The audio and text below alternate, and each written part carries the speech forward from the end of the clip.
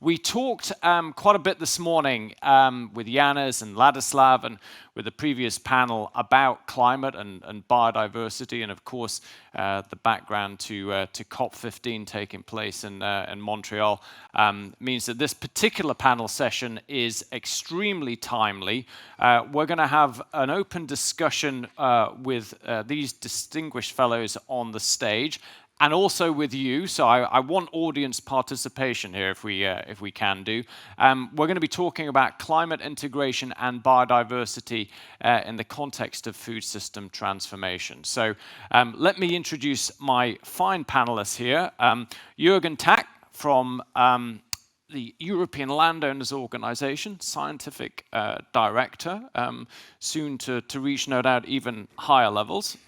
Great to have you with us, Jürgen. Alex Amaral from Embrapa, yes. Great to have you with us. And Carl Hendrik from Syngenta, delighted to have you with us. Of course, Syngenta, one of our founding partners. So we're going to keep this informal and really a conversation, between us. I'm going to start with you, Carl.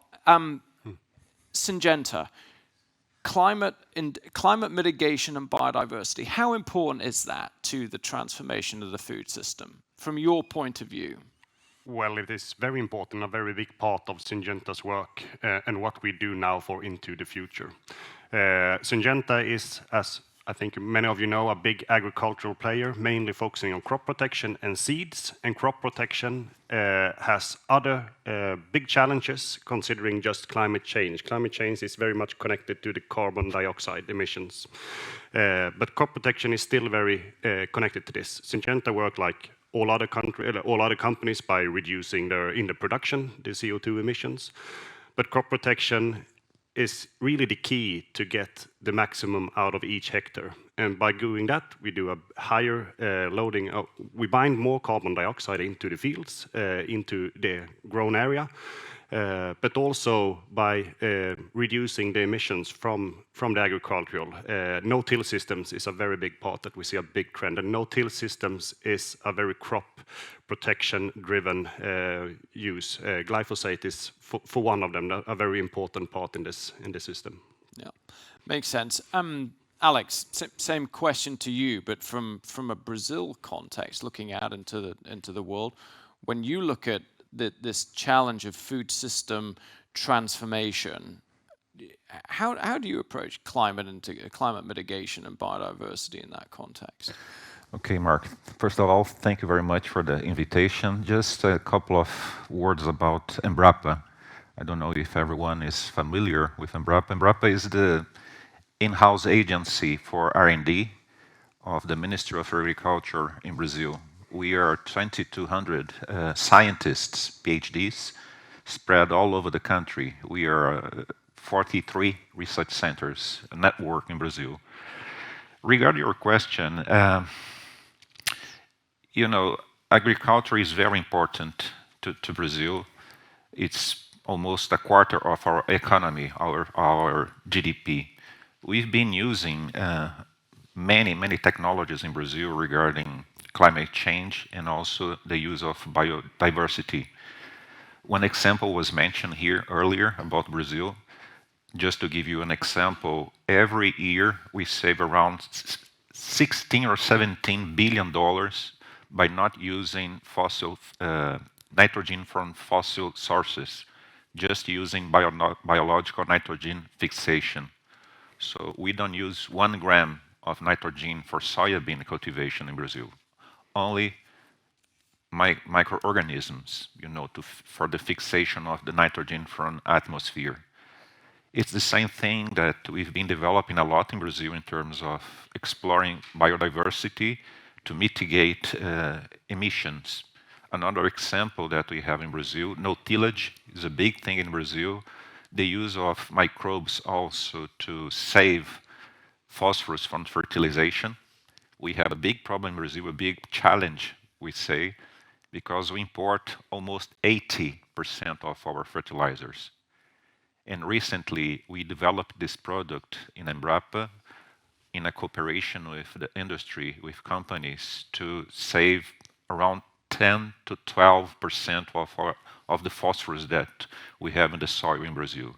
That plays a big role in our industry in Brazil, in the agriculture, and it's a partnership with the private sector, and it's an innovation that has been, making a revolution in terms of use of bio inputs in the climate change issues. I'm going to come back to you on practices in a second. I should also have said, one of the things that the forum has tried to do in recent years is look beyond Europe and bring in other perspectives from different parts of the world. So I'm delighted that you've been able to join us today in Sweden, and of course Embrapa has featured many times on our forum platforms, and we look forward to the continuation of the collaboration. Jürgen, same question to you then. How important is it, and what's your perspective on that? Yeah. Well, I think first of all, question is, what is agriculture? And then we have to say that in reality, what we are trying to do with agriculture is to optimize an ecosystem in function of food production.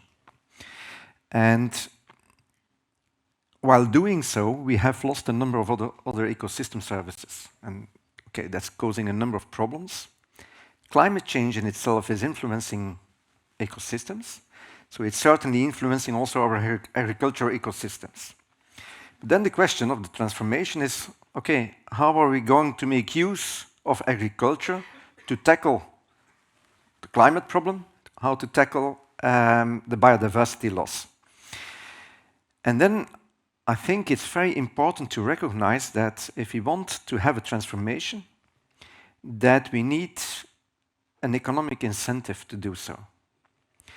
And it's nice to hear that we have quite a number of innovative technical solutions, but if we do not give the economic incentive, it's going to be impossible. And we have seen within agriculture in the past that we are able to do so. If we take after the Second World War, there was the need for food security in Europe. And the economic incentive we have given were subsidies. The problem is that we are now more than 50 years further and we are still giving the subsidies. So the question is, did we do a good job?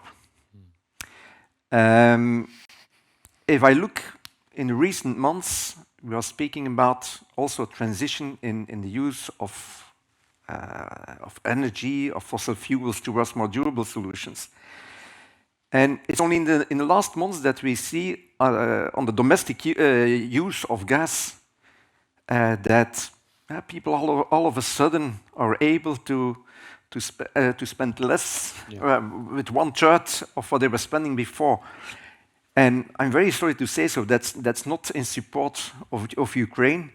That's because all of a sudden people got an economic incentive to do that transformation. And I think it's very important that we are looking also at an economic incentive for this transformation. And I think we have the possibility with ecosystem services and the payment for ecosystem services to do so. And I'm very glad to see that, let's say, in recent months and years, that we have the development of, for instance, carbon farming, because there we are showing that there is a possibility to have a payment for an ecosystem service. And I think that is very important, because if we are able to do that with carbon, we will certainly be able to do that on a broader scale, also with other ecosystem services. Sweden is a country we have seen yesterday for 75% its forest. But those foresters here in Sweden, elsewhere in Europe, elsewhere in the world, they are finally paid for wood.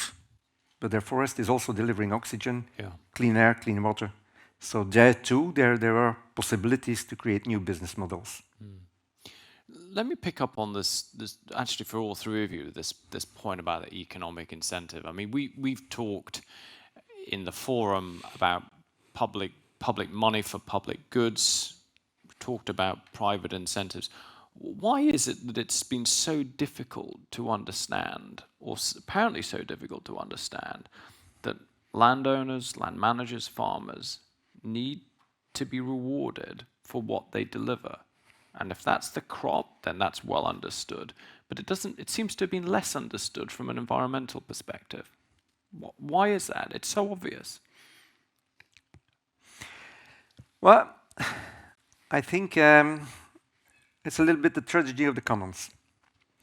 Let's say people consider the environment and everything related to it as a common good. And it's taken for granted that the investment private landowners and farmers and foresters are making in this field does not have to be paid, because they have other products which they bring into their economic cycles.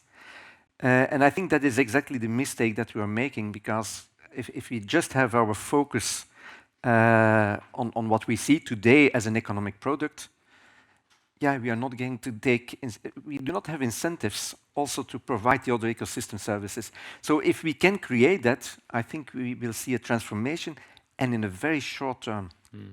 I mean, he comes at it from a slightly different perspective, but in many ways that is what Janus is talking about in terms of value in the natural capital. We value what we measure and what we put the price on, and perhaps that is the way to look at it. And then to get away from it's a common good that the landowner or the land manager or the farmer needs to just integrate into his or her cost of doing business. In Brazil, similar perspective? You know, in Brazil, I think the name of the game is communication. You know, most of our population don't know how important growers are in Brazil. Just to give you an example, almost 70% of the food that you consume in Brazil comes from the small farmers. And it's interesting to see when you talk about climate change, although in the world they are responsible for almost 1/3 of the food, they receive only 2 to 3% of the funds for climate change mitigation issues.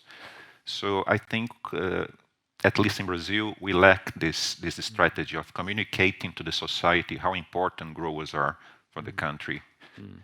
Just another number, which I think it's very impacting even for us in Brazil.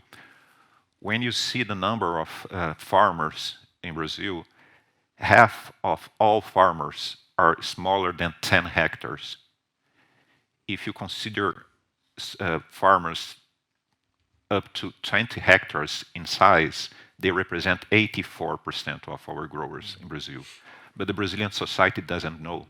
If even the Brazilian society doesn't know, I can imagine, public overseas.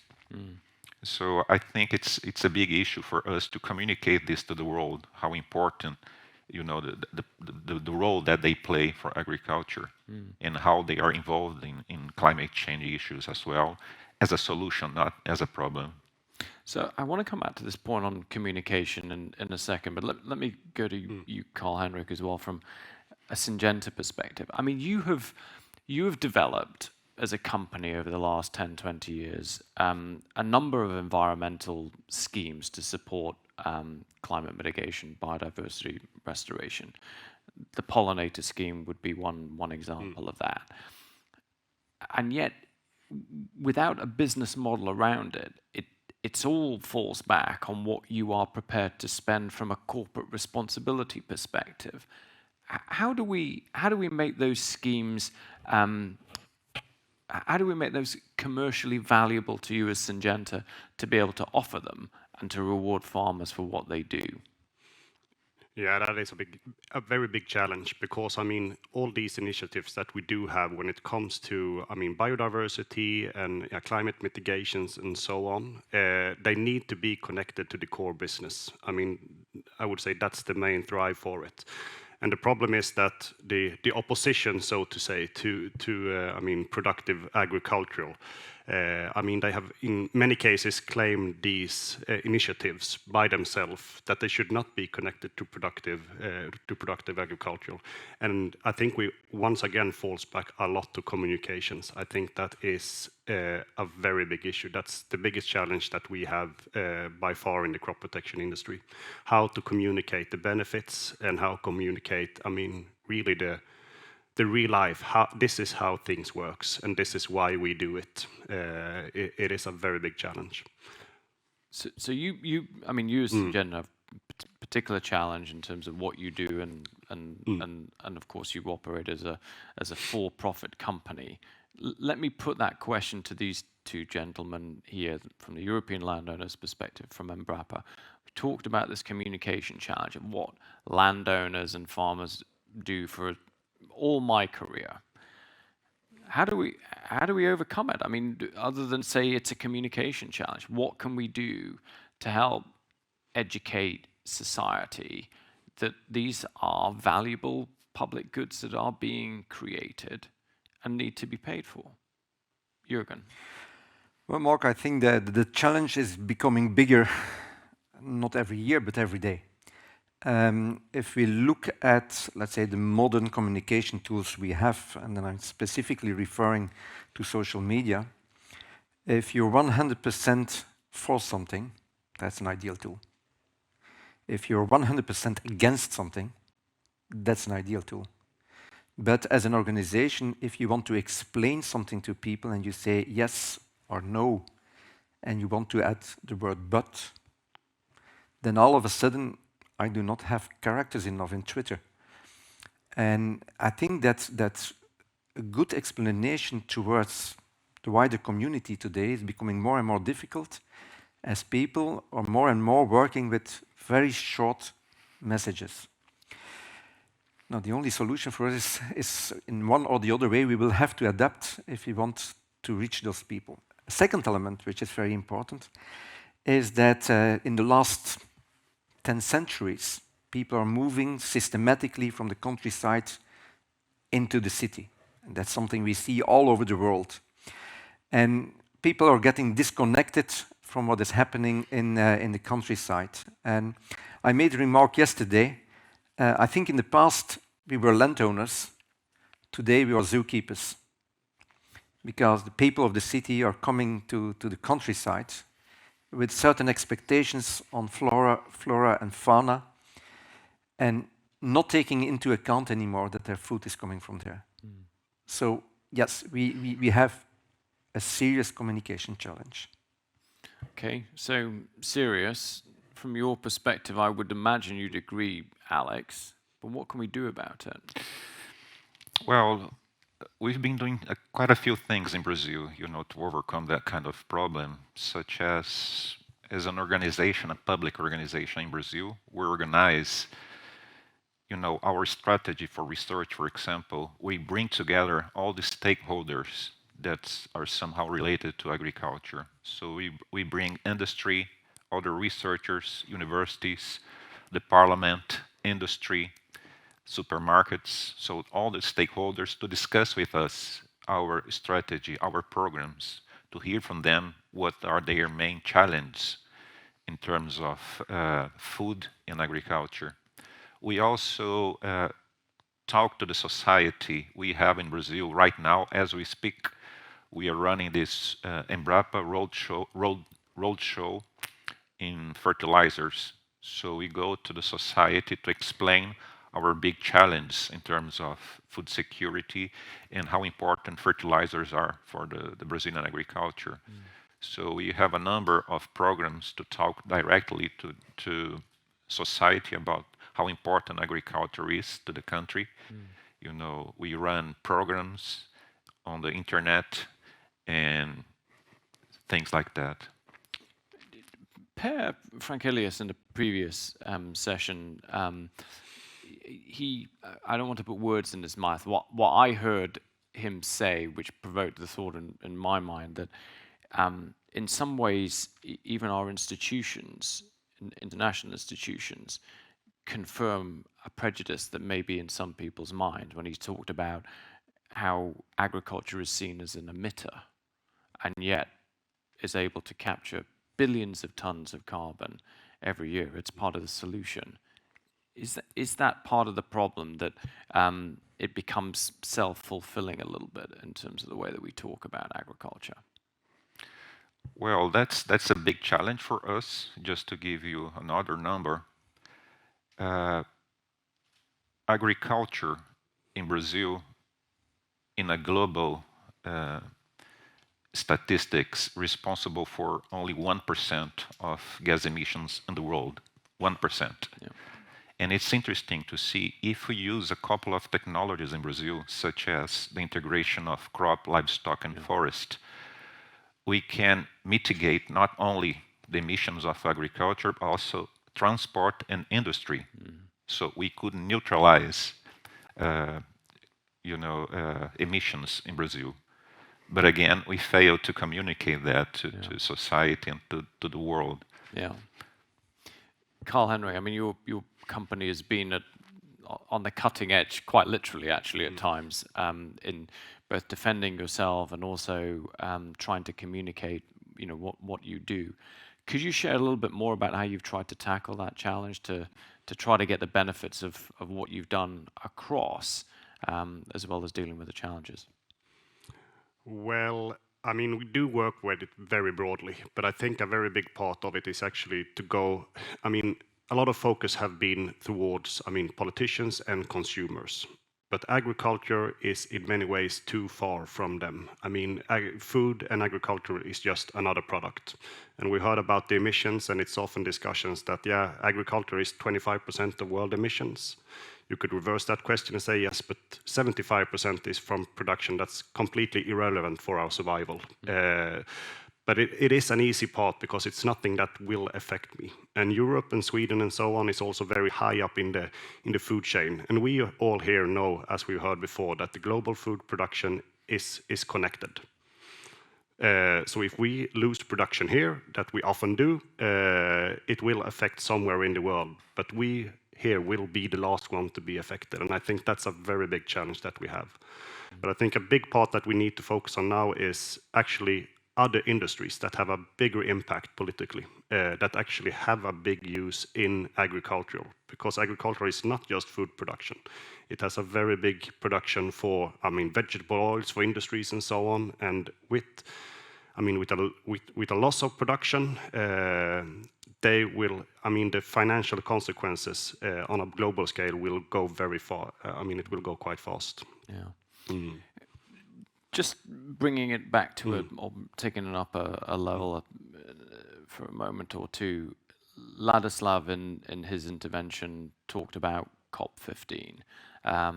To you in particular, Jürgen, do you think that what they're discussing in Montreal is a Paris moment, in that it can at least begin to unlock a framework around biodiversity that will enable us to put a value on it and then put in place either public or private sector actions that can drive the investment that will incentivize landowners and farmers to do what we want them to do? I always played a very active role in the Convention on Biological Diversity. I was in Brazil in 1992 when we were signing on the convention. I was there for the Kenyan government. I later had the pleasure to do that for the Belgian government, the Flemish government, and nowadays we do that for the European Landowners organization. The COP 15 today and all of the other COPs, let's say, is a very slow moving international process with a lot of negotiations, because you want to keep as many countries on board on what you like to do. What is very strange, if you see that we are doing that from 1992 up to today, and at the same time, at every COP, we are saying that we have an urgent problem. And there, I think, those COP meetings are not very effective. If the problem is urgent, we don't have to organize another 15 before we come to a conclusion. And so we have to make sure that we are taking action. What the problem is of all of those international processes is, okay, this is a worldwide process. It's translated into EU policy. The EU policy is translated into national policies, the national policies into provincial policies and so on. And every level is adding regulation. Every level is adding restrictions. I think it's time to do the opposite. If if all of this innovation we have heard about this morning, if we want to do something with it, we have to go in exactly the opposite direction. You know that you have the donkey, and then you have the if the donkey has to move, you can make use of a carrot, or you can make use of a stick. In the last 30 years, we are only producing sticks, and I'm very sorry, the donkey is not moving. No. What's your perspective on that, Alex? Then, you know, are we? I mean, what Jürgen, I think, is saying basically is that we're loading up regulation and directives on farmers without incentivizing them to do what we want them to do. I'm going to bring in a couple of the landowners, if I can do in a second, for their perspective on this. But from your perspective, do you agree with that? You know, I agree that COP has been very slow in terms of advances, but I'm optimistic, you know, in terms of we are starting to see agriculture as a solution for, you know, our main challenge. Regarding your question, we have a big discussion in Brazil as well. You know, just to give you another number, we preserve around 60% of our forests in Brazil. And it's interesting to see that landowners in Brazil are responsible for about 20% of that number. They are enforced by law. In some areas, they have to keep 20% of the areas with forests. In other areas, 80%. And we are discussing right now in Brazil how to, you know, how they can benefit from that kind of law. But it's, you know, it's a discussion that we are having right now in Brazil. But I see good perspectives on that. Is Algus still here, or if not, Thierry? Algus, just give us your perspective, will you, on, as a landowner, do you feel that you are compelled by law to take this action, or do you feel incentivized? Why do you do it, in short? Yeah, thank you for asking. Depends which law, because we have so abundant of laws, and then it was correctly said that it sticks are in abundance, carrots are a little bit in a shortage. Yeah. So if you will ask about which law, because it is more and more from politician side is coming to be popular short term. You need, or not need, but you can provide two things to attract attention: to issue new restrictions or increase penalties. Then you will be popular. Yeah. Yeah. And if you to propose something reasonable, you should be competent, and then it is more difficult. Yeah. So if I shortly, so it is my answer. That's great, Algus. Thierry, I'm going to ask you. We've talked about this so many times. One of the reasons I know that Syngenta first started working with the European Landowners Organization is because they regarded, sorry to put words in your mouth, regarded you as the most progressive organization. As landowners, you're willing to invest in your land to improve it, but you're carrying that cost yourself, right? So should you not be paid for that? Well, you know, if we are paid, it will be peanuts, most probably. But the real problem is that, it was also already mentioned by Algis, is it is easier for the public authority to function with prohibitions. Because if they prohibit everything, they can control. If they give you an incentive, it makes their life difficult in terms of control. So prohibition, non-intervention management is easier, and they like that. And they prefer to say you are not allowed to farm, you are not allowed to plough your land, you are not allowed to use fertilizer or pesticide in some sensible areas, which is in fact nonsense, because it is a burden, it is making the use of new technologies or to develop new technologies almost impossible. It's a pity. Those are missed opportunities for society. And it is clear that we are looking for those opportunities and how to do better and how to develop biodiversity in our fields, in our farms, or in our forests. It's a bit a frustration for most of us that it's this easygoing way of the public authorities to go for prohibition, to work by prohibition, and not by leaving creativity, developing solutions. So there's something about empowerment and trust here that we need to foster, that says we have the actors that are able to deliver the change. We have to trust them to do it in the way that they, being closer to the land, feel is the most appropriate way to do it. Yeah, definitively, quite right. Anyone else who wants to come in on this particular line of questioning? I promise I didn't set Algis or Thierry up for that. Lady at the back. Yes, right at the very back. Lady with the hand up. Perfect. There we go. Thanks. I'm Gun Rydqvist from the Stockholm University Baltic Sea Center. And I would be thrilled to hear a bit more about sort of really incorporating costs for environmental damage. We've been talking about environmental incentives, ecosystem services payment, and that's all good and true and important for sure.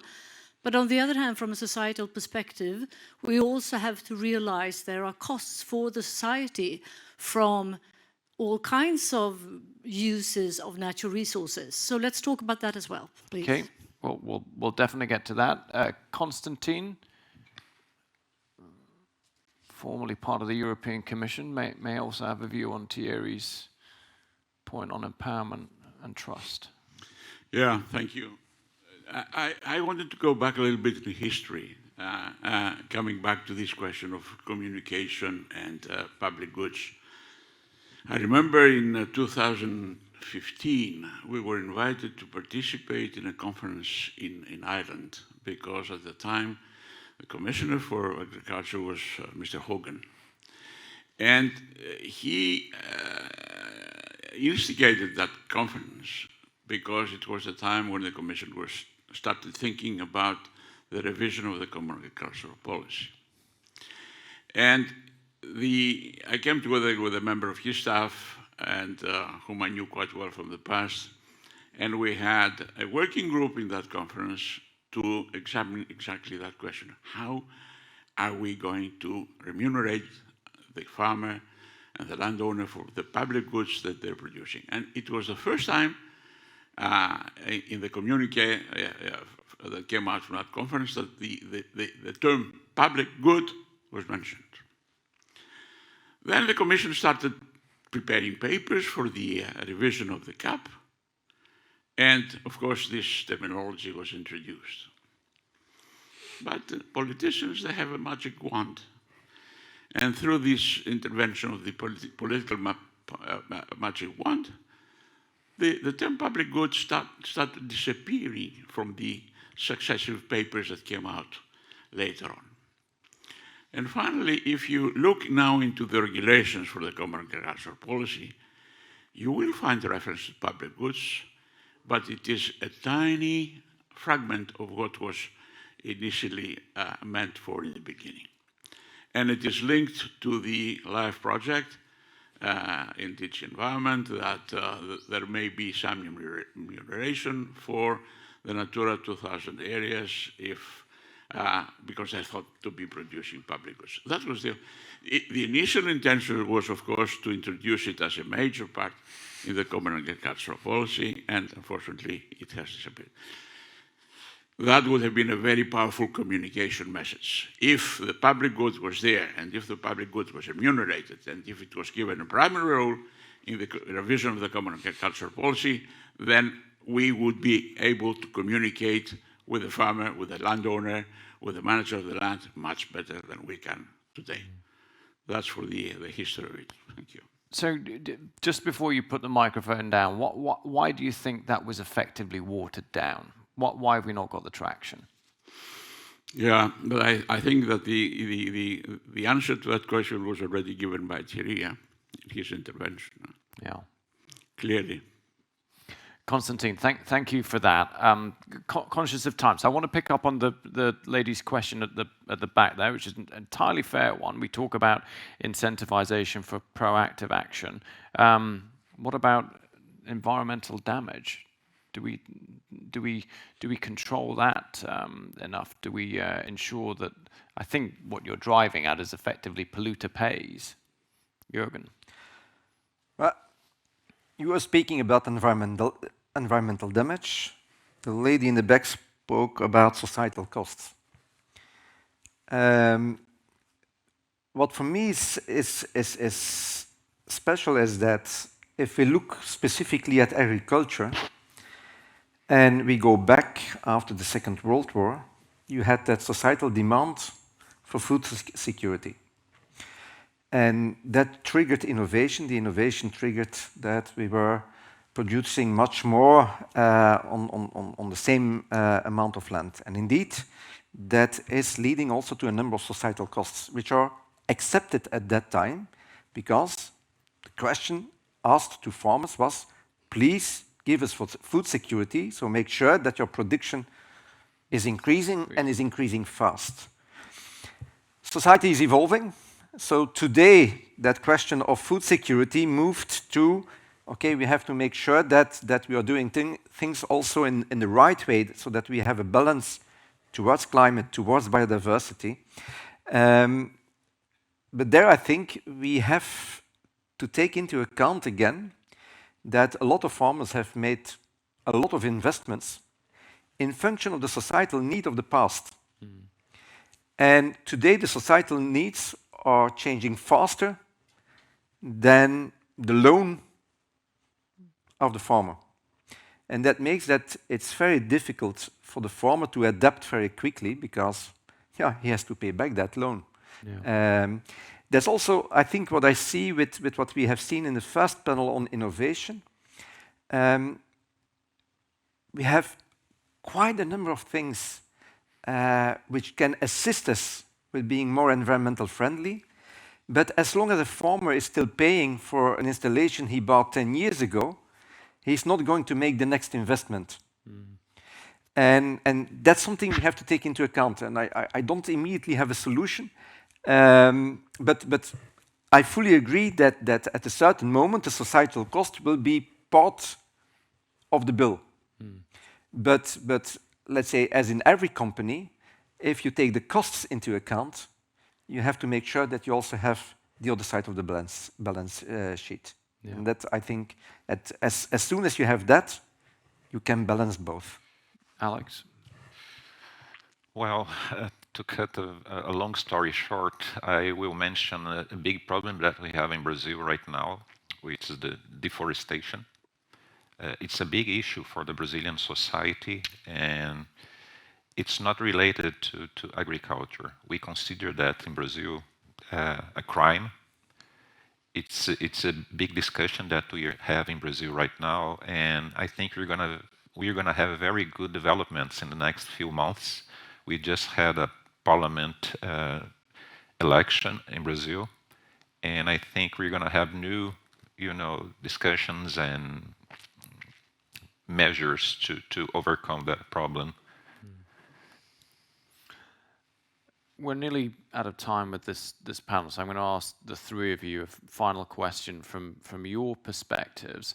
What's the one thing that could change or enable climate action, biodiversity to be integrated into a food system transformation? What's the one thing that will help us to accelerate? I'm going to start with you, Carl-Henrik. Well, big question. I would say from a Syngenta point of view, or from a crop protection, and really in that sense, the regulations at the moment is what, steers our possibilities. But, to actually be able to mitigate and, really be able to reach all these goals that we do have when it comes to climate change, farmers needs to have the tools. And I think from the business point of view, the biggest focus at the moment is, of course, research and development, as it always have been. But it is very driven by farmer needs and, of course, by regulations, and there are very long-term perspectives in this. But one part that is that has come up during the last years is technical innovations, as we've heard of.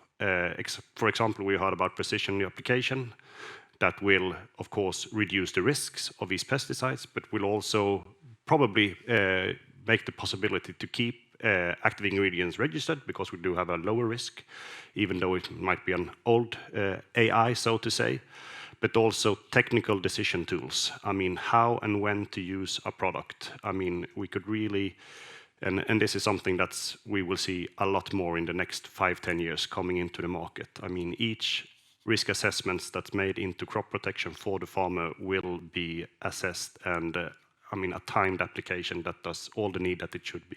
And I think it's that's, from the business point of view, the closest thing that we have for, I mean, as a solution. So for you, that's technical innovation that is targeted at precisely these things. It's a big part of it, at least, yes. Okay, Alex. Well, I don't know if we have only one issue or, you know, a silver bullet for this challenge in Brazil, but I would say that bioeconomy will be a big thing in the next few years. You know, the use of bio inputs for agriculture. Yeah. Just to give you an example, in the last,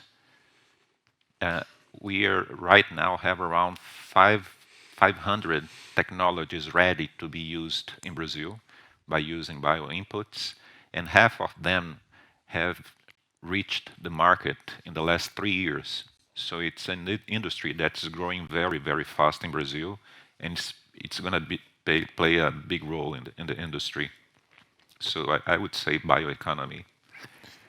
Thank you. So we've had technical innovation, bioeconomy. Jürgen, what's going to turn the trick? Well, I think that only technical innovation is not going to do it. We have to combine that with economic innovation. We have to combine that with societal innovation. And I think durability for me has always been the combination of economy, ecology, and social aspects. And if we want to come to a transformation, we will need the innovation in all of those three aspects, because otherwise we are never going to succeed. Okay. Jürgen Tach, Alex Amaral, Carl-Henrik, thank you very much indeed for joining us this morning, I should say, on our panel session. Stimulating discussion. Ladies and gentlemen, please give him a warm round of applause. Thank you. Thank you.